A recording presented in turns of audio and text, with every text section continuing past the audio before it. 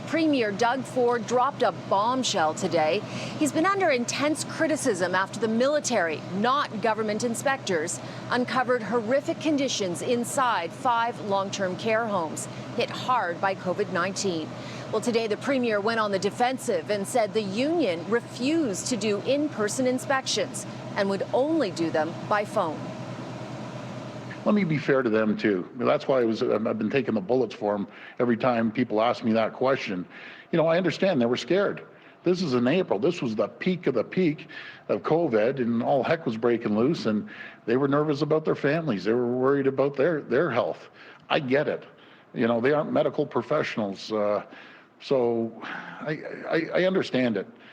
But I'm not going to continue taking bullets for something that there was no control that we had when the unions refused to go in.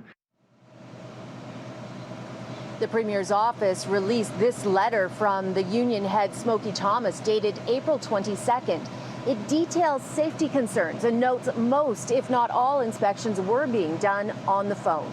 It states the government's desire for in-person inspections was, quote, ill-advised and not necessary.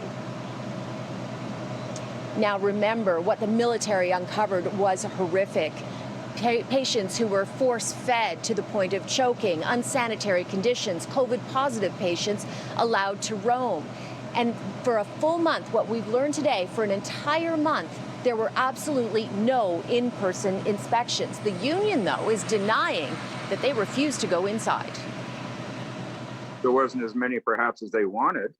Some of my members actually volunteered to go in without adequate protection. I question the wisdom of that, but they did. They went in, and they were the management again. The supervisors of the inspectors told them to phone the homes and do extensive phone interviews.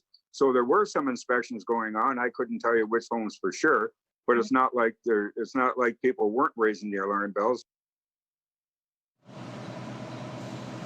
The fact is, long-term care homes have been in crisis for decades, and it will be a mammoth task to turn the system around. COVID-19 has made the situation impossible to ignore, so maybe now there is the political and public will to change it.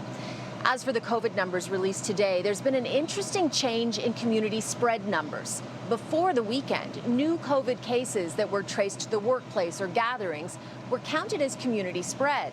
Now they're being counted as close contact. This is important because the Chief Medical Officer of Health has said he wants to see community cases go down before he further opens up the economy. Well, they have gone down. Under the old system before the weekend, community spread was 34% of all cases. Now, after the change, community spread is 18%.